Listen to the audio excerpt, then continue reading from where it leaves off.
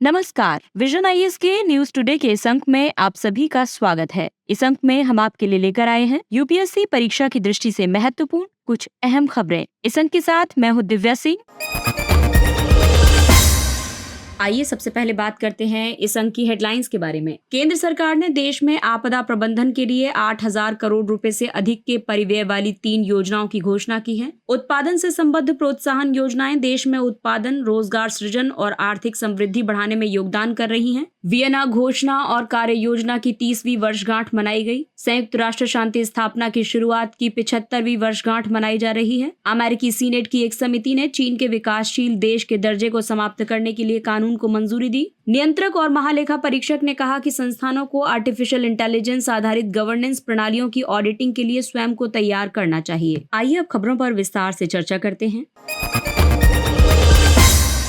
केंद्र सरकार ने देश में आपदा प्रबंधन के लिए 8,000 करोड़ रुपए से ज्यादा के परिव्यय वाली 3 योजनाओं की घोषणा की है। केंद्र सरकार आपदा प्रबंधन से संबंधित कई क्षेत्रों के लिए राज्यों को धन प्रदान करेगी, जैसे कि अग्निशमन सेवाओं के विस्तार और आधुनिकीकरण के लिए। देश के 7 सबसे अधिक आबादी वाले महानगरों में शहरी बाढ़ जोखिम को कम करने के लिए ये महानगर हैं मुंबई, चेन्नई, कोलकाता, बेंगलुरु, हैदराबाद, अहमदाबाद और पुणे। इसके अलावा 17 राज्यों और केंद्र शासित प्रदेशों में राष्ट्रीय भूस्खलन जोखिम शमन परियोजना के वित्त पोषण के लिए भी राज्यों को धन प्रदान किया जाएगा। हाल के वर्षों में आपदा प्रबंधन के प्रति भारत के दृष्टिकोण में परिवर्तन आया है। पहले आपदा प्रबंधन आपदा के बाद राहत अभियान एवं कार्रवाई पर केंद्रित था, लेकिन अब आपदा जोखिम न्यूनीकरण पर केंद्रित हो गया है। अब प्रारंभिक चेतावनी प्रणाली, रोकथाम, शमन और जमीनी स्तर पर तैयारी पर ध्यान केंद्रित किया जा रहा है। आपदा प्रबंधन से संबंधित हाल ही में कई पहलें शुरू की गई हैं, जैसे कि भारतीय मौसम विज्ञान विभाग बारिश और बाढ़ पर 5 दिनों का अग्रिम पूर्वानुमान जारी करता है, जबकि पहले 3 दिनों का अग्रिम पूर्वानुमान जारी किया जाता था। इसरो ने बाढ़ प्रबंधन के लिए पूर्वोत्तर क्षेत्र में 271 आर्द्र भूमियों की पहचान की है। आपदा रोधी अवसंरचना के लिए गठबंधन की शुरुआत की गई है। केंद्र सरकार ने मॉडल फायर सर्विस विधेयक तथा तड़ित झंझा, आकाशीय बिजली, शीतलहर और कोहरे पर राज्य स्तरीय कार्य योजना तैयार की है। जिन राज्यों में परमाणु ऊर्जा संयंत्र स्थापित हो रहे हैं, वहां आपात स्थिति में बचाव के लिए सख्त प्रोटोकॉल लागू किए गए हैं। राष्ट्रीय अग्निशमन सेवा कॉलेज और राष्ट्रीय आपदा मोचन बल अकादमी जैसे समर्पित संस्थान स्थापित किए गए हैं। केंद्र सरकार ने आपदा मित्र योजना शुरू की है। ये एक केंद्र प्रायोजित योजना है। इस योजना के तहत देश के 30 सबसे अधिक बाढ़ प्रवण जिलों में आपदा मोचन में सामुदायिक स्वयंसेवकों को प्रशिक्षित किया जाता है।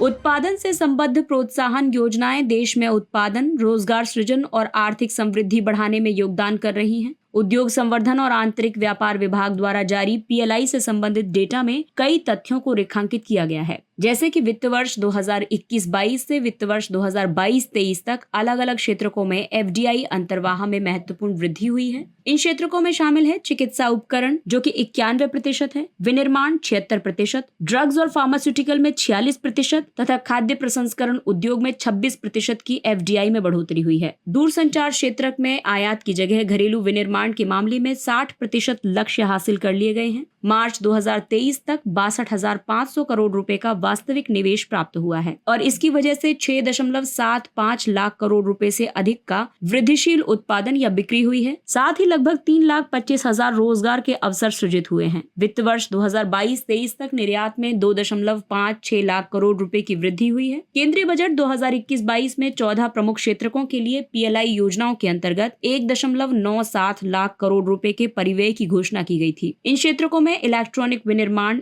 ऑटोमोबाइल, बैटरी, फार्मा, खाद्य, वस्त्र, दूरसंचार आदि शामिल हैं। पीएलआई योजना के तहत लक्षित खंडों में एक आधार वर्ष निर्धारित करते हुए विनिर्मित वस्तुओं की निवल वृद्धिशील बिक्री के आधार पर प्रोत्साहन दिया जाता है। हालांकि पीएलआई योजना से संबंधित कई चुनौतियां भी मौजूद हैं, जैसे कि विनिर्माताओं को प्रोत्साहन राशि का कम भुगतान किया जाता है। जिन 14 क्षेत्रकों के लिए पीएलआई योजना घोषित की गई है, उनमें से 6 क्षेत्रक इसका लाभ उठाने में पिछड़े रहे हैं। ये 6 क्षेत्रक हैं स्टील, वस्त्र, advance chemistry cell, battery, automobile और ऑटो घटक और उच्च दक्षता वाले सौर पीवी मॉड्यूल तथा व्हाइट गुड्स। योजना की लाभार्थी कंपनियों ने किस प्रकार से मूल्यवर्धन किया है, इसे समझने के लिए कोई सामान्य मापदंड उपलब्ध नहीं है। योजना की प्रगति की निगरानी के लिए एक केंद्रीकृत डेटाबेस की कमी है। PLI योजना को कई उद्देश्यों के तहत लाया गया, जैसे कि भारतीय उद्योगों की मूल दक्षताओं को विकसित करना, नवीन प्रौद्योगिकियों को प्रोत्साहित करना, कुशल प्रक्रियाओं के माध्यम से इकोनॉमीज ऑफ स्केल का निर्माण करना, निर्यात के माध्यम से वैश्विक स्तर पर उत्पादों की उपस्थिति को बढ़ाना।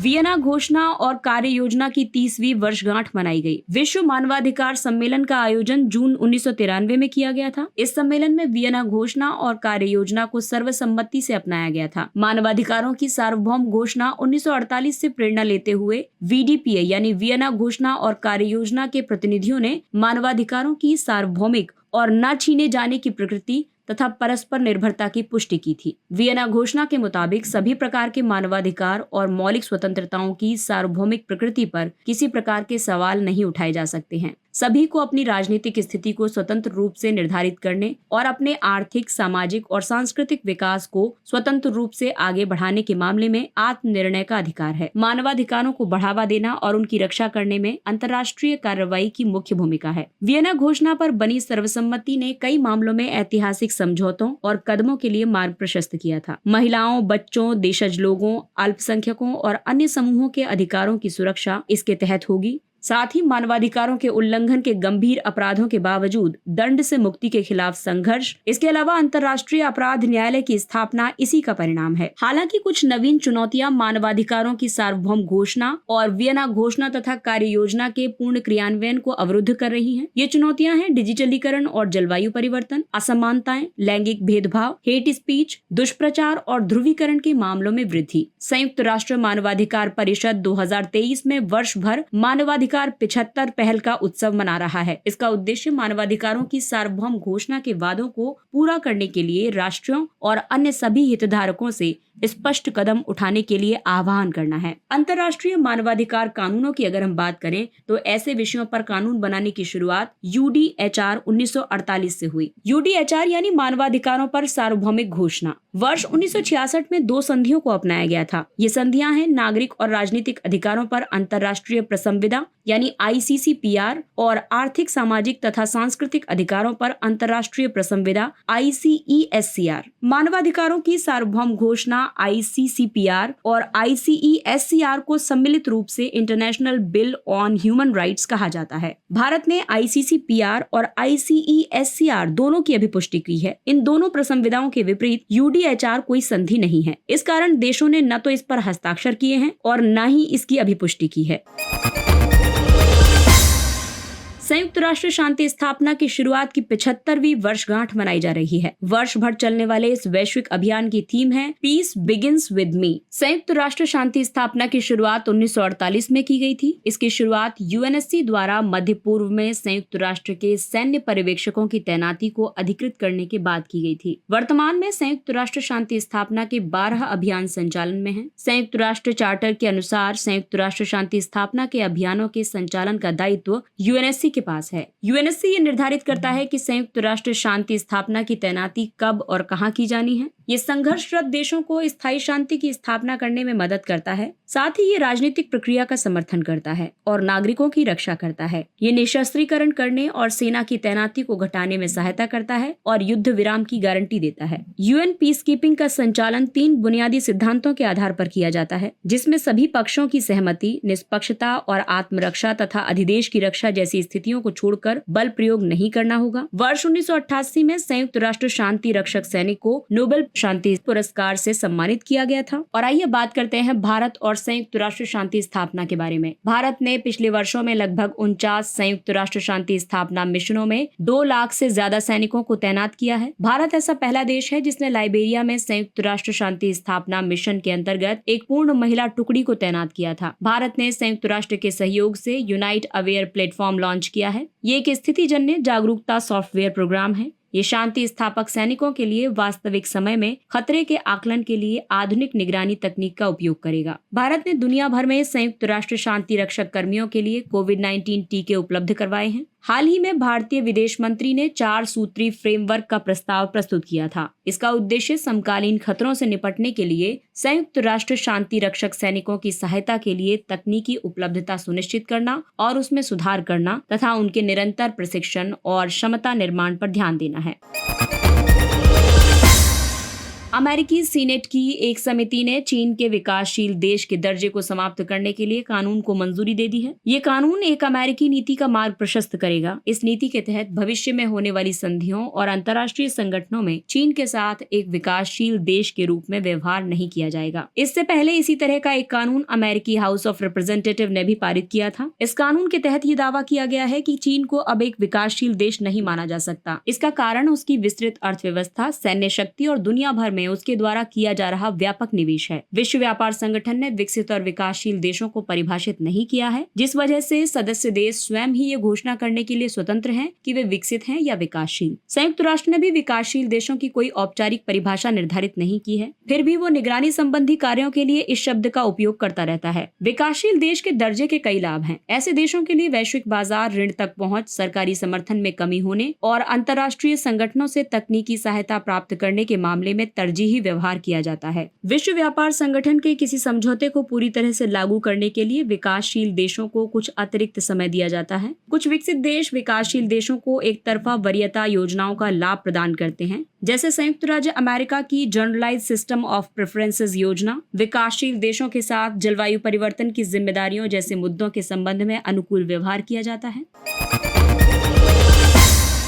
नियंत्रक और महालेखा परीक्षक ने कहा है कि संस्थानों को आर्टिफिशियल इंटेलिजेंस आधारित गवर्नेंस प्रणालियों की ऑडिटिंग के लिए स्वयं को तैयार करना चाहिए। हाल ही में प्रकाशित एक रिपोर्ट में सीएजी ने इस बात पर प्रकाश डाला है कि सुशासन, पारदर्शिता और जवाबदेहिता सुनिश्चित करने के लिए जिम्मेदार आर्टिफिशियल इंटेलिजेंस के ऑडिट में प्रमुख ऑडिट संस्थानों की महत्वपूर्ण भूमिका है। आर्टिफिशियल इंटेलिजेंस का उपयोग ऑडिट में दोहराए जाने वाले कार्यों को समाप्त करने, बड़ी मात्रा में डेटा के विश्लेषण और जोखिम मूल्यांकन को सक्षम बनाने, धोखाधड़ी का पता लगाने और लगातार ऑडिटिंग करने के लिए किया जा सकता है। रिपोर्ट ने सार्वजनिक क्षेत्र में एआई के उपयोग के मामले को भी प्रस्तुत किया है। ये सेवाओं के तेज, अधिक कुशल और अधिक प्रभावी वितरण को सक्षम बनाता है। ये पारदर्शिता और जवाबदेही को बढ़ावा देता है, बेहतर नागरिक सहभागिता और सूचित नीतिगत निर्णय को सक्षम बनाता है। रिपोर्ट में एक जिम्मेदार आर्टिफिशियल इंटेलिजेंस की आवश्यकता को भी रेखांकित किया गया है, जिसके 4 आधार स्तंभ हैं। एक है संगठनात्मक लोकतंत्रीकरण। ये व्यक्तियों को अपनी चिंताओं पर चर्चा करने के लिए सशक्त और प्रोत्साहित करता है। दूसरा है सिस्टम्स। ये एआई को विकसित होने में सक्षम बनाते हैं। तीसरा है सिस्टम्स और प्लेटफॉर्म। ये भरोसेमंद और डिजाइन द्वारा व्याख्या योग्य हैं। जिम्मेदार एआई मिशन की स्पष्ट अभिव्यक्ति की अगर हम बात करें तो ये संगठनात्मक मूल्यों और नैतिक सुरक्षा में निहित है। रिपोर्ट ने एआई के लिए कुछ वैश्विक मानदंड प्रस्तुत किए हैं, जिनका उपयोग ऑडिटिंग के लिए किया जा सकता है। वो है यूनेस्को वैश्विक समझौता। ये समझौता आर्टिफिशियल इंटेलिजेंस प्रौद्योगिकियों के संदर्भ में सरकारों और कंपनियों का मार्गदर्शन करेगा। इस समझौते की सामान्य रूप से सहमत सिद्धांतों के साथ पुष्टि की गई है। ISO/IEC JTC 1/SC42 ये एआई मानकों को विकसित करने के लिए जिम्मेदार एक अंतर्राष्ट्रीय मानक समिति है। इसके अलावा इससे जुड़े और भी कई तथ्य हैं, जैसे कि हाल ही में जापान ने G7 शिखर सम्मेलन आयोजित किया है। इस सम्मेलन में वैश्विक नेताओं ने आर्टिफिशियल इंटेलिजेंस को विनियमित करने के लिए HAP की शुरुआत की है। HAP यानी कि Hiroshima AI process. Hiroshima AI process की स्थापना OECD और एआई पर वैश्विक साझेदारी के सहयोग से G7 कार्य समूह के माध्यम से की जाएगी। HAP की मदद से G7 देश साझा मानदंडों, सिद्धांतों और मार्गदर्शक मूल्यों के आधार पर एक अलग विनियमन की ओर बढ़ सकते हैं। और आइए बात करते हैं कुछ अन्य महत्वपूर्ण सुर्खियों पर। अध्यादेश। एक हालिया विश्लेषण से ये पता चला है कि वर्ष 2019 से अध्यादेशों को जारी करने की संख्या में गिरावट आई है। वर्ष 2022 में 59 वर्षों में ऐसा पहली बार हुआ है कि एक भी अध्यादेश जारी नहीं किया गया था। 10वीं लोकसभा में 1991 से 1996 की अवधि में सबसे ज्यादा 109 अध्यादेश जारी करने का रिकॉर्ड दर्ज है। संविधान का अनुच्छेद 123 राष्ट्रपति को संसद के विश्रांति काल में अध्यादेश जारी करने का अधिकार देता है। विश्रांति काल यानी कि जब दोनों सदनों के सत्र न चल रहे हों। इन अध्यादेशों में संसद के अधिनियमन के समान शक्ति और प्रभाव होता है, लेकिन इनकी प्रकृति अस्थायी कानूनों जैसी होती है। अगला टॉपिक है क्षमता निर्माण आयोग CBC। भारतीय भूवैज्ञानिक सर्वेक्षण प्रशिक्षण संस्थान को CBC से प्रत्यायन यानी एक्रीडिटेशन प्रमाण पत्र प्राप्त हुआ है। CBC को 2021 में स्थापित किया गया था। इसे भारतीय सिविल सेवा के क्षेत्र में मानकीकरण और सामंजस्य स्थापित करने का कार्य सौंपा गया है। सिविल सेवा क्षमता निर्माण के लिए राष्ट्रीय कार्यक्रम मिशन कर्मयोगी के समग्र संस्थागत ढांचे में CBC की केंद्रीय भूमिका है। CBC को एक स्वतंत्र निकाय के रूप में स्थापित किया गया है। इसे पूर्ण कार्यकारी और वित्तीय वित्तीय स्वायत्तता प्रदान की गई है। इसमें 3 सदस्य शामिल हैं और एक आंतरिक सचिवालय इन्हें सहयोग करता है। लागत मुद्रास्फीति सूचकांक। केंद्रीय प्रत्यक्ष कर बोर्ड ने वित्त वर्ष 2024 के लिए अंतिम CII को 348 पर अधिसूचित किया है। CII यानी कॉस्ट इन्फ्लेशन इंडेक्स नंबर का उपयोग परिसंपत्तियों के खरीद मूल्य को मुद्रास्फीति के आधार पर समायोजित करने के लिए किया जाता है। CII नंबर मुद्रास्फीति को ध्यान में रखते हुए परिसंपत्तियों पर दीर्घकालिक पूंजीगत लाभ की गणना करने में मदद करता है। चालू वित्त वर्ष से CII नंबर का उपयोग डेब्ट म्यूचुअल फंड योजनाओं और अंतर्राष्ट्रीय इक्विटी म्यूचुअल फंड योजनाओं समेत कई अन्य योजनाओं के लिए नहीं किया जा सकता। इंसॉल्वेंसी प्रोफेशनल्स का कॉमन पैनल। भारतीय दिवाला और शोधन अक्षमता बोर्ड कई नियुक्तियों के लिए इंसॉल्वेंसी प्रोफेशनल्स का एक कॉमन पैनल तैयार करेगा, जिनमें शामिल होंगे अंतरिम समाधान पेशेवर यानी IRP, समाधान पेशेवर यानी रिजोल्यूशन प्रोफेशनल्स RP और शोधन अक्षमता ट्रस्टी यानी बैंक्रप्सी ट्रस्टी। समाधान या परिसमापन के विविध मामलों की निगरानी करने के लिए बोर्ड अग्रिम रूप से निर्णायक प्राधिकारी के साथ सूची साझा करेगा। वर्तमान में भारतीय दिवाला और शोधन अक्षमता बोर्ड IBBI को निर्णायक प्राधिकारी से रेफरेंस प्राप्त होने के बाद ही IP यानी इंसॉल्वेंसी प्रोफेशनल्स के नाम की सिफारिश करनी होती है। अब IPs का ये कॉमन पैनल नियुक्त करने से IPs की नियुक्ति में प्रशासनिक देरी से बचा जा सकेगा और दिवाला समाधान में तेजी आएगी। यूरोपीय संघ वनोन्मूलन विनियमन। यूरोपीय संघ ने EUDR यानी यूरोपीय संघ वनोन्मूलन विनियमन को अंतिम मंजूरी दे दी है। इसका उद्देश्य यूरोपीय संघ के बाजार में उपलब्ध या निर्यात किए गए उत्पादों की वजह से होने वाले वनोन्मूलन और वन शरण के जोखिम को कम करना है। पाम ऑयल, मवेशी, लकड़ी, कॉफी, कोको, रबर और सोया के लिए अनिवार्य यथोचित निगरानी नियम निर्धारित किए गए हैं। ये नियम इनसे प्राप्त उत्पादों जैसे कि चॉकलेट, फर्नीचर, मुद्रित कागज आदि पे भी लागू होंगे। ये विनियम यूरोपीय संघ के भीतर और बाहर के देशों के लिए वनोन्मूलन एवं वन शरण से संबंधित जोखिम के लिए अलग अलग स्तर निर्धारित करता है। अगला टॉपिक है 2 युद्धपोतों का जलावतरण किया गया। अंजदीप और संशोधक नाम से 2 युद्धपोतों का जलावतरण किया गया है। अंजदीप युद्धपोत का नाम पश्चिमी तट पर स्थित एक द्वीप के नाम पर रखा गया है। अंजदीप तीसरा anti submarine shallow water craft है, जबकि संशोधक चौथा सर्वे वेसल लार्ज है। Anti submarine shallow water craft को कम ड्राफ्ट की जरूरत होती है। ये तट के नजदीक परिचालन कर सकते हैं, पानी के नीचे के खतरों की निगरानी कर सकते हैं और शत्रु की संपत्ति को समाप्त कर सकते हैं। किसी पोत का ड्राफ्ट जल रेखा और पोत के तल के बीच की दूरी है। SVL पोत मौजूदा संधायक श्रेणी के सर्वेक्षण पोतों की जगह लेंगे। SVL पोत महासागर संबंधी डेटा एकत्र करने के लिए नई पीढ़ी के हाइड्रोग्राफिक उपकरणों से लैस होंगे। दोनों पोतों का निर्माण कोलकाता स्थित garden rich ship builders and engineers limited द्वारा किया जा रहा है। मेओन ज्वालामुखी। मेओन ज्वालामुखी से लावा उद्गार के कारण हजारों लोगों को आसपास के क्षेत्रों से हटाया गया है। ये फिलीपींस का सबसे सक्रिय ज्वालामुखी है, साथ ही ये दुनिया के सबसे सक्रिय ज्वालामुखियों में से एक है। इसमें पिछली 4 शताब्दियों में 51 से अधिक बार प्रस्फुटन हो चुका है। आकार की समरूपता के कारण इसे दुनिया का सबसे पूर्ण ज्वालामुखी शंकु भी कहा जाता है। ये मुख्य द्वीप लुजोन पर और मेओन ज्वालामुखी राष्ट्रीय उद्यान के बीच में स्थित है। उत्तक अभियांत्रिकी। केंद्रीय औषधि मानक नियंत्रण संगठन ने त्वचा के घावों को ठीक करने के लिए स्वदेशी रूप से विकसित पहले पशु व्युत्पन्न उत्तक अभियांत्रिकी स्कैफोल्ड को मंजूरी दी है। उत्तक अभियांत्रिकी बायोमेडिकल इंजीनियरिंग का विषय है। इसका संबंध शरीर के बाहर उत्तकों या कोशिकीय उत्पादों को बनाने या शरीर के भीतर क्षतिग्रस्त उत्तकों की मरम्मत करने से है। टिश्यू इंजीनियरिंग वैकल्पिक उत्तकों को विकसित करने या फिर शरीर के भीतर ही उत्तकों के पुनर्विकास को बढ़ावा देने के लिए कोशिकाओं, स्कैफोल्ड और वृद्धि कारकों को संयुक्त करती है। कृत्रिम त्वचा और उपास्थि यानी कार्टिलेज अभियंत्रित उत्तकों के उदाहरण हैं।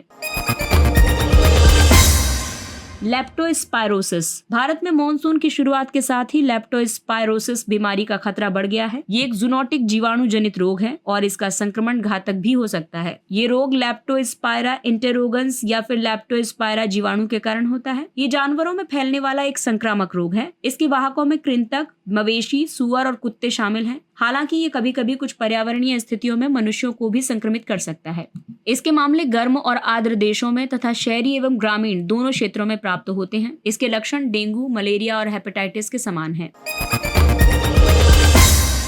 चिकनगुनिया। चिकनगुनिया के लिए एक एकल खुराक वाला टीका सुरक्षित पाया गया है। इसने एक मजबूत प्रतिरक्षा प्रतिक्रिया उत्पन्न की है। VLA 1553 नामक इस वैक्सीन को फ्रांसीसी बायोटेक कंपनी वाल्नेवा ने विकसित किया है। चिकनगुनिया मच्छर जनित बीमारी है। ये चिकनगुनिया वायरस के कारण होती है। ये अफ्रीका, एशिया और अमेरिका महाद्वीपों के कुछ क्षेत्रों में स्थानिक है। चिकनगुनिया वायरस मच्छरों द्वारा फैलता है। ये आमतौर पर एडीज इजिप्टी और एडीज यानी स्टेगोमिया या एल्बोपिक्टस मच्छरों के काटने से होता है। ये मच्छर डेंगू और जीका वायरस को भी प्रसारित करते हैं। ये मच्छर मुख्य रूप से दिन के समय काटते हैं। चिकनगुनिया वायरस के खिलाफ वर्तमान में कोई स्वीकृत टीका नहीं है और न ही इसका कोई विशिष्ट उपचार उपलब्ध है।